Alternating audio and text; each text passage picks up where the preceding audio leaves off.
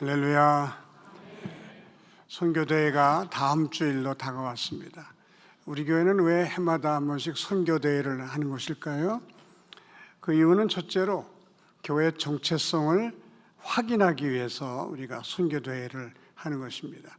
교회란 무엇인가 이런 질문을 던질 때에 교회는 하나님의 선교의 도구다, 하나님의 선교의 통로다, 이 지상을 선교하기 위한 선교센터가 교회다, 이제 그런 대답을 합니다. 여러분, 학교가 무엇입니까? 공부를 가르치고 배우는 곳이죠. 병원은요? 병 고쳐주는 곳입니다. 그럼 교회는 선교하는 곳이에요.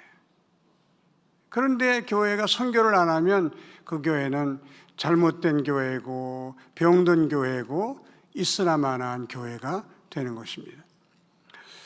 우리는 1년에 한 번 선교를 하면서 교회는 선교를 위해서 존재한다, 교회의 최고의 사명은 선교다, 이걸 다시 한번 말씀으로도 듣고 몸으로도 체득하는 그런 날이 바로 이제 선교대회라고 할 수가 있습니다.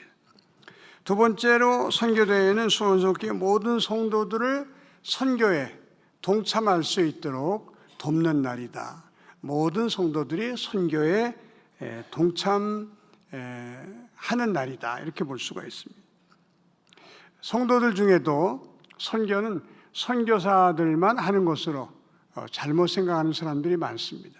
그리고 교회에서도 세계 선교부 부원들만 선교에 열심을 내는 것처럼 이렇게 생각하는 사람들이 있어요. 예를 들면 운송부, 우리는 운송만 하지 우리가 무슨 선교냐, 또 성가대, 우리 성가대만 잘하면 되지 뭐, 이런 생각을 갖는 분들이 있습니다. 그러나 그렇지 않습니다. 선교는 모든 성도들이 다 같이 하는 것입니다. 장로님들도 선교해야 되고, 그리고 권사님들도 선교해야 되는 것입니다. 어른들도 선교해야 되고 주일학교 아이들도 선교해야 되는 것입니다. 하나님께 부르심을 받은 사람들이라면 다 선교에 동참하는 것이 맞는 일이다 하는 것입니다. 선교대회 날 내 집에서 그래도 아끼고 귀하게 여기던 기증품을 하나님을 위해서 냈습니다. 그게 선교에 동참하는 일이에요. 어떤 사람이 그걸 돈을 주고 샀습니다. 그분도 선교에 동참하는 것입니다. 어떤 부서에서 떡볶이를 만들어서 팔았습니다. 선교에 동참하는 일이에요. 그 떡볶이를 사 먹었습니다. 선교에 동참하는 일이죠. 선교 부스를 돌아보는 일, 그날 설거지하는 일, 이게 전부 다 선교에 동참하는 일입니다. 모든 성도들을 선교에 동참시키기 위해서 우리는 선교대회를 매년 하게 되는 것입니다. 세 번째는 필요한 선교 기금을 모으는 날이기도 합니다. 선교사를 하나 파송할 때는요, 어마어마한 돈이 들어요. 선교사 파송할 때에 생활비는 물론이고, 여러분 가면 집이 있어야 되지 않겠습니까? 집을 얻어야죠. 또 생활 기본 도구인 침대, 이불, 주방기구, 또 냉장고, 세탁기. 아들을 장가 보내서 세간 내본 경험이 있는 분들은 아마 아실 거예요. 얼마나 해줘야 할 것들이 많은지 몰라요. 이제 김진택 목사님이 베트남으로 선교 나가게 됩니다. 우리 교회에 있던 분을 베트남으로 세간 내는 일이니까 얼마나 해야 될 게 많고 준비해야 될 게 많겠습니까? 다음 주일에는요, 우리가 선교 대회를 통해서 그 기금을 마련하는 날입니다. 다음 주일은 카드는 안 받는다 그래요. 현금만 받으니까 현금을 많이 가져오셔서 이것저것 필요한 거 많이 사시고, 또 딸네 집에도 선물로 보내고 아들네 집에도 선물로 보내시고, 또 맛있는 것도 많이 사드시고 또 사가지고 가세요. 그걸로 저녁 잡수세요. 그래서 우리가 기금을 많이 모아서 내일 같은 날은 돈 쓰는 사람 멋쟁이입니다. 선교를 위해서 내가 돈을 쓴다. 얼마나 멋있어요. 얼마나 보람 있는 돈입니까? 내일은요, 여러분이 많이 가져오셔서 많이 쓰시기를 바랍니다. 그러면 거기서 이제 이익금이 많이 나오죠? 그걸 선교사 초기 정착 비용으로 쓰고 선교사 복지로 우리가 쓰게 되는 것입니다. 그러면 크게 두 번째로 왜 선교를 해야 되는가? 첫 번째는 우리 예수님의 엄숙한 명령이기 때문이다. 오늘 우리가 읽은 본문을 다시 한번 읽어보겠습니다. 마태복음 28장 18절 시작. 예수께서 나와 말씀하여 이르시되 하늘과 땅의 모든 권세를 내게 주셨으니 그러므로 너희는 가서 모든 민족을 제자로 삼아 아버지 아들과 성령의 이름으로 내가 너에게 분부한 모든 것을 가르쳐 지키게 하라. 너희와 항상 함께 있으리라 하시니라. 이 본문을 세계 모든 신학자들, 모든 목사님들이 이름을 붙이기를 예수님의 지상명령이다, 이렇게 이름을 붙였어요. 한번 따라 보실까요? 예수님의 지상명령이다. 예수님의 지상명령이란 뜻이 무슨 뜻인지 아십니까? 예수님이 저와 여러분에게 부탁한 가장 큰 명령이다, 이제 그런 뜻이에요. 지상명령이라는 말은 국어사전에 절대적으로 복종해야 할 명령이다, 그렇게 되어 있습니다. 나 위하여 피 흘리시고 나 위하여 희생하신 우리 예수님이 저와 여러분에게 가장 큰 명령을 주셨는데, 그 명령의 내용이 뭐냐 하면 너희는 가서 모든 족속으로 제자를 삼으라고 하는 선교의 명령이다 라고 하는 것입니다. 명령은 부탁과는 성격이 달라요. 부탁은 들어줄 수도 있고 또 안 들어줘도 그만입니다. 그러나 명령에는 선택권이 없어요. 명령에는 오직 순종과 복종만이 있을 뿐입니다. 그런데 우리 예수님이 저와 여러분에게 명령하신 거예요. 너희는 가서 모든 족속으로 제자를 삼아야 한다, 이렇게 명령하신 거예요. 제가 논산훈련소에서 훈련을 받고 양평에는 5사단으로 자대 배치를 받았습니다. 자대 배치 받은 지 2개월 만에 제 여자친구가 이제 면회를 온 거예요. 근데 선임하사님이 못 나간다는 거예요. 깜짝 놀라서 왜 못 나갑니까? 그랬더니 신병은 3개월이 지나기 전에는 면회를 못 한다는 거예요. 서울서 양평까지 왔는데 그냥 돌려보낼 수가 없잖아요. 그래서 선임하사한테 그냥 사정하고 제가 예수 믿는 사람인데 탈영하라고 해도 전 탈영 안 합니다. 저를 믿고 보내주십시오. 간절히 그냥 부탁을 하니까 그럼 너 2시간만 갔다 와, 그러는 거예요. 그래 부대 앞에 음식점에서 이제 만났는데 또 통닭을 사왔어요. 통닭 먹으면서 얘기하니까 2시간이 금방 지나지 뭐예요. 눈 깜짝할 사이에. 그래서 일어날 수가 없더라고요. 그래서 손님 와서도 이해하시겠지. 그리고 1시간 더 있다가 들어갔다가 죽도록 맞았어요. 손님 와서 하는 말이 너는 명령 위반이라는 거예요. 명령 위반은 영창이라는 거예요. 너 영창 갈래? 맞을래? 맞고 끝낼래? 그래. 영창 갈 수 있어요. 그래서 맞겠습니다. 그랬더니 마음 놓고 패더라고요. 그때 그 여자친구가 제 아내예요. 여러분 생각해 보세요. 선임하사의 명령도 그렇게 무서운데 만왕의 왕이시고 만주의 주이신 우리 예수님이 저와 여러분에게 가장 큰 명령을 주셨는데 그게 선교의 명령이에요. 우리는 우리 예수님의 명령이다, 이걸 꼭 기억하고 내가 이 선교의 명령에는 핑계대지 말고 두말 없이 나는 순종하겠다, 아멘 하고 순종하는 저와 여러분이 되시기를 바랍니다. 두 번째로 우리가 선교해야 하는 이유는요, 우리가 다 복음에 빚진 자들이기 때문에 그렇다는 거예요. 우리는 다 복음에 빚진 자들이다. 저와 여러분이 예수 믿고 구원받고 이렇게 행복하게 신앙생활하고 예수 믿고 평안한 마음으로 살아가는 그 배후에는요, 이 땅에 오셔서 눈물 흘리고 또 땀 흘리고 피 흘리고 순교한 많은 선교사들이 있었기 때문이다. 이걸 우리가 잊어서는 안 되는 거예요. 이 조선 땅에 최초로 들어온 선교사 이름이 알렌이라는 사람입니다. 알렌이 어떤 사람인지 아십니까? 마이애미 대학에서 의학을 공부해서 박사학위까지 받은 의학 박사예요. 미국 상류사회에서도 인정받고 존경받으면서 행복하게 살 수 있는 사람이 알렌입니다. 그런데 그런 사람이 그거 다 내려놓고 정치적으로 말할 수 없이 불안하고 경제적으로는 뭐 그런 거지가 없지요. 우리나라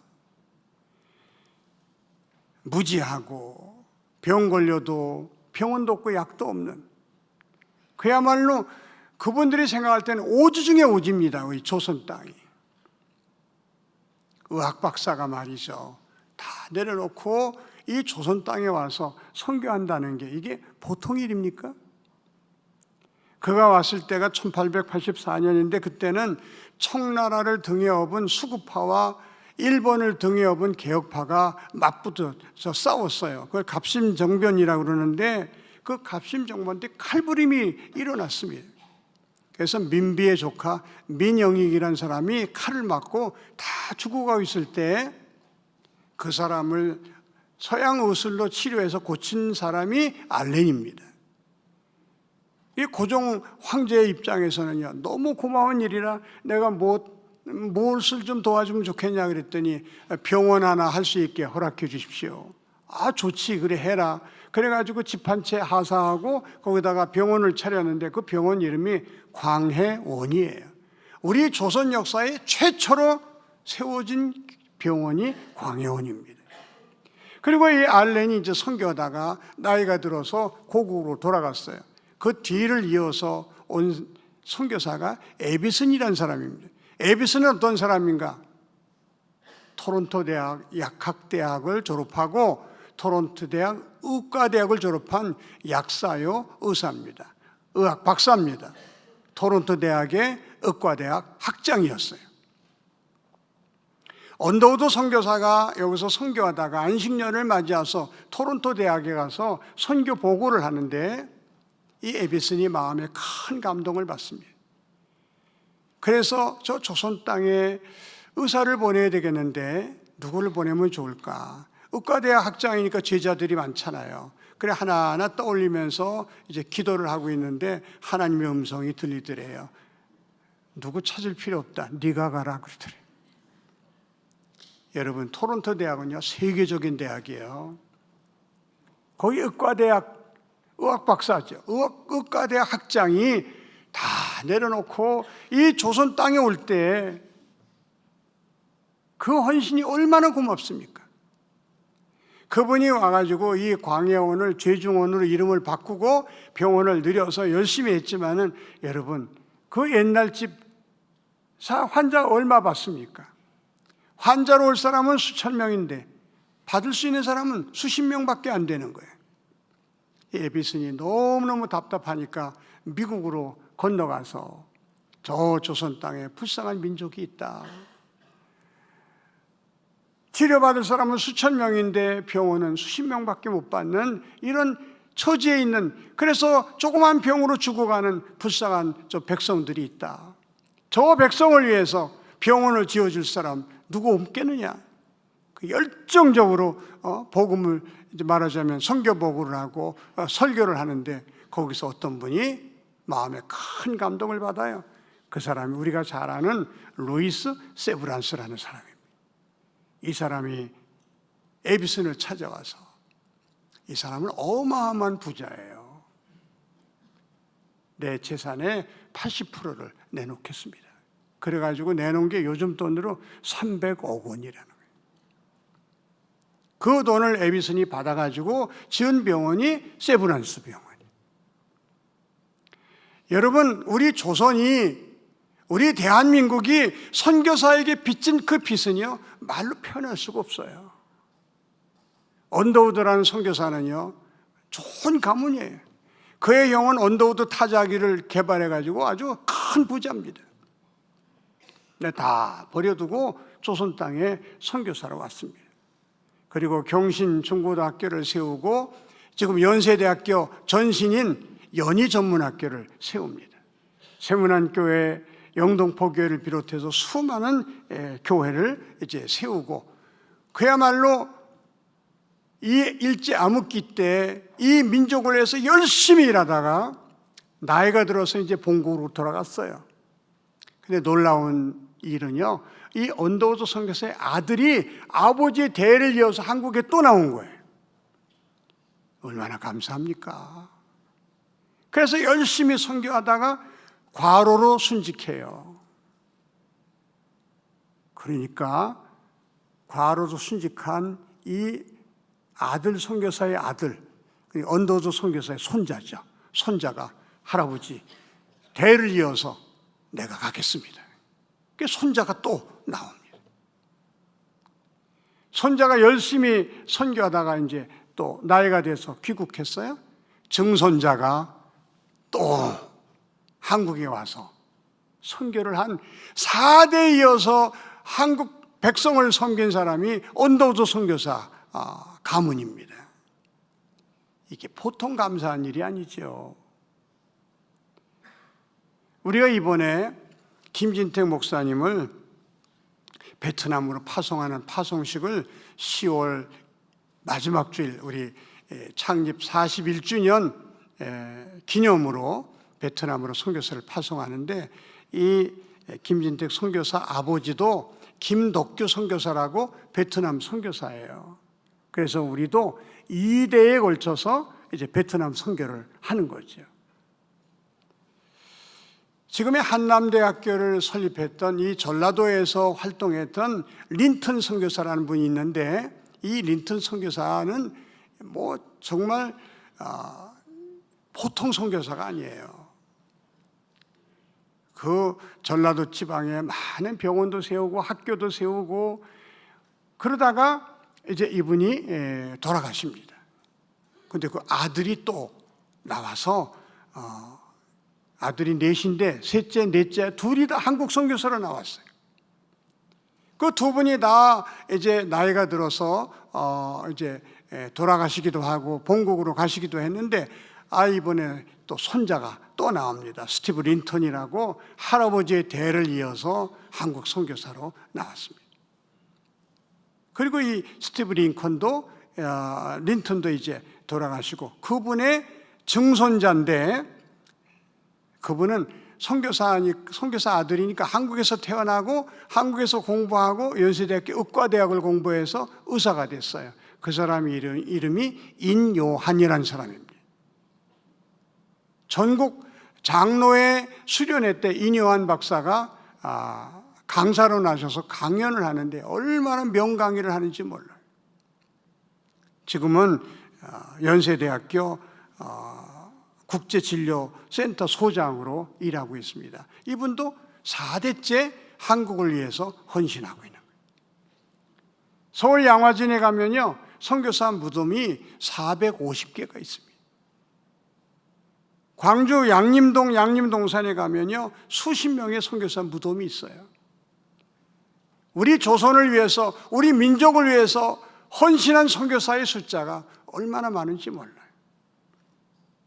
그분들의 헌신과 순교 덕분에 우리가 오늘 이렇게 예수 믿고 편안하게 믿음 생활하면서 행복한 삶을 살게 되는 줄로 믿으시기 바랍니다. 우리는 선교사들에게 많은 빚을 진 사람들이에요. 복음의 빚을 졌고 사랑의 빚을 졌습니다. 우리가 빚진 사람이라면 어떻게 해야 되겠어요? 이 빚을 갚아야죠. 이 빚을 갚는 방법이 뭐겠습니까? 우리도 그들처럼 선교사를 보내는 겁니다. 우리도 그들처럼 학교를 세워주는 겁니다. 우리도 그들처럼 병원을 세워주고, 우리도 그들처럼 그곳, 이 복음이 들어가지 못한 나라에 이제 교회를 세워주는 일이 우리가 복음의 빛을 갚는 길 아니겠습니까? 우리는 방글라데시에 초등학교를 하나 세웠습니다. 이번에 방글라데시에 또 초등학교를 학교를 하나 세우고 교회를 세웁니다. 그리고 캄보디아의 깜뽕장이라는 데 또 교회를 세웠습니다. 선교사를 11가정 파송합니다. 왜 우리가 이 일을 합니까? 우리는 빚진 사람이에요. 복음의 빚을 진 사람들. 그 빚을 갚으려고 우리가 이렇게 선교하는 것입니다. 사랑하는 성도 여러분, 나는 선교사들에게 복음의 빚을 졌고 사랑의 빚을 진 사람이다. 이것을 생각하고 빚 갚는 마음으로 선교에 동참하는 저와 여러분이 되시기를 바랍니다. 그러면 어떻게 선교해야 할 것인가? 먼저 선교를 위해서 기도하는 방법이 있습니다. 선교를 위해서 기도해 주는 것, 이것이 우리가 선교에 동참하는 첫 번째 방법이에요. 선교사는요, 최전방에 나가서 싸우는 병사와 똑같아요. 최전방에 나가서 싸우는 병사, 그 병사를 위해서 우리가 기도해 주지 않으면 안 된다고 하는 거예요. 여러분, 여러분의 아들이 전쟁통에 최전선에 나갔다. 한번 물어볼게요. 기도 하세요, 안 하세요? 이야, 독한 사람들이네. 아니, 아들이 최전선에 나가 싸우는데 기도 안 해요? 기도 안 해요. 얼마나 열심히 기도하겠습니까? 하나님, 우리 아들 지켜주세요. 우리 아들 살아서 돌아오게 해주세요. 우리 아들 총탄에 맞지 않게 해주세요. 얼마나 기도하시겠어요? 선교사는요, 우리의 아들, 딸이에요. 우리의 며느리들이에요. 남이 아니에요. 우리의 아들들이, 우리의 딸들이 최전선에 나가서 지금 싸우고 있는 겁니다. 영적 싸움을 싸우고 있는 거예요. 근데 우리가 기도하지 않는다면 말도 안 되는 거죠. 우리 선교사님, 아프지 않게 해주세요. 병들지 않게 해주세요. 사고당하지 않게 해주세요. 우리 선교사님 자녀들 삐뚤어지지 않게 해주세요. 여러분이 선교 현장이 얼마나 절박한지 우리가 가보지 않은 사람은 몰라요. 특별히 이슬람권에서 선교하는 선교사들은요, 얼마나 힘든지 몰라요. 또 아주 민도가 낮은 곳에 가서 선교하는 선교사들은요, 뭐 별의별 곤욕을 다 치릅니다. 예를 들어서 건축하려고 이렇게 철근을 이렇게 사다 쌓아놓으면요, 밤에 다 훔쳐가요. 뭐 세면 쌓아놓으면 다 훔쳐가고. 그래서 너희들 훔쳐가면 어떡하냐 그러면, 선교사님은 많고 우리는 없는데 많은 것 없는 사람이 좀 가져가는데 뭐가 잘못됐습니까? 이렇게 뻔뻔하게 들이대요. 그런 사람들에게 회개를 가르쳐야 되니까 이게 회개가 이게 가르침이 통하겠습니까? 이 선교가요, 보통 어려운 게 아니에요. 우리가 기도하지 않으면 선교사는 그냥 마음으로 정신적으로 지쳐서 쓰러져요. 선교사들 중에 많은 사람이 정신적으로 무너져 있어요. 선교사 부인들은요, 우울증에 많이 걸려 있고. 선교사들을 위해서 기도해 주시기를 바랍니다. 기도하시기를 바랍니다. 우리가 기도하는 것이 선교의 출발점이에요. 두 번째는요, 물질로 후원해야 돼요. 선교사가 선교를 하는 데에는 많은 돈이 필요해요. 여러분, 우리가 해피데이 할 때에도 그냥 오라 그러지 않고 선물도 드리고 또 식사도 대접하고 그러지 않습니까? 선교지도 마찬가지예요. 그 사람들하고 좋은 관계를 맺으려면 뭔가 자꾸 줘야 되는 거예요. 자꾸 교회에서 좋은 관계를 맺은 다음에 우리 교회 한번 와보세요. 이렇게 해야 교회에 오는 거지. 선교는 돈 없이는 안 되는 거예요. 그러니까 우리가 선교비를 자꾸 보낼 수밖에 없는 거예요. 우리 후방교회의 사명은요, 후방부대나 마찬가지예요. 최전방에 선교사가 나가 있는데 우리 교회는 후방부대입니다. 후방부대는 먹을 것, 또 총탄, 그 다음에 필요한 것, 보급품을 잘 갖다 줘야 최전방에 있는 병사들이 전쟁에서 승리할 수가 있는 거예요. 제2차 세계대전 때 독일이 러시아를 침략해 들어갑니다. 이 파죽지세로 러시아 독일 병사들이 그냥 막 밀고 올라가는 거예요. 러시아가 상대가 안 돼요. 계속 올라가는 러시아가 얼마나 넓습니까? 너무 넓어서 그냥 막 올라갔는데 후방의 보급 부대가 전방의 부대를 못 쫓아간 거예요. 그리고 이 보급품이 올 수 없도록 이제 보급 부대를 폭격을 하는 거예요, 러시아가. 그래서 보급품을 받지 못하니까 독일 군병들이 굶어 죽는 거예요. 여름에 왔는데 이 겨울이 됐어요? 얼어 죽는 거예요. 신발이 없어요? 동상에 걸려 죽는 거예요. 수십만이 왔는데 살아 돌아간 사람이 얼마 안 돼요. 보급품이 끊어지면, 보급품을 조달해 주지 못하면 병사는 전쟁에서 질 수밖에 없는 거예요. 그래서 우리는 선교사가 거기서 필요하니까 자동차도 사줘야 되고, 선교사가 필요하다면 우리가 물품도 보내줘야 되고, 또 필요하다면 학용품도 보내줘야 되고, 필요한 걸 요청하면 우리가 보내줘야 되는 것입니다. 이게 후방 부대인 교회가 해야 할 일이에요. 여기에 여러분의 협력이 필요한 것입니다. 아, 선교회는 돈이 많이 드는구나. 나도 십시일반으로 좀 보태야지. 그래서 우리가 선교헌금을 하는 거예요, 여러분. 한 가정이 10,000원 이상씩, 한 달에 10,000원 이상씩 하자. 요즘 10,000원이면 여러분 커피 2잔 값도 안 돼요. 그렇지만 우리가 인원이 많으니까 10,000원씩만 해도 몇 천만 원 됩니다. 그걸로 우리가 선교사들 많이 도울 수가 있는 거예요. 교회 다니시면서 이 선교에 무관심하고 선교헌금을 하자 그래도 그건 뭐 남이 할 일이고, 그건 다른 사람이 할 일이고, 나와는 상관없다고 생각하는 그런 성도들이 없지 않아 있습니다. 여러분, 우리 주님의 지상명령인데, 우리 주님의 가장 큰 명령인데 우리가 어떻게 그럴 수가 있어요? 친구의 부탁도 우리가 들어주는 입장에, 나를 위해서 십자가에 피 흘려 돌아가시고 나를 구원하기 위해서 온갖 고초를 다 당하신 우리 예수님이 내가 너에게 가장 큰 명령을 하겠다, 선교에 동참해라, 그걸 외면한다면 우린 신자도 아닙니다. 우린 예수 믿는다고 말할 수도 없어요.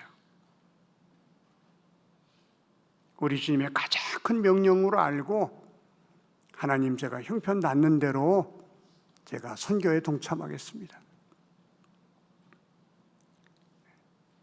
우리 교회 어떤 성도님들은 선교사들을 위해서 집을 하나 잘 지어가지고 선교사님들 오면 쉬어갈 수 있는 게스트하우스를 10개나 만든 분도 있어요. 남모르게 선교사를 돕는 분도 많이 계십니다. 우리가 선교대회 할 때 나 몰라라 하는 그런 마음은요, 이건 뭐라고 제가 설명할 수가 없어요. 여러분, 주님의 지상명령인데 어떻게 우리가 무관심할 수 있을까? 어떻게 남의 일처럼 지나갈 수 있을까?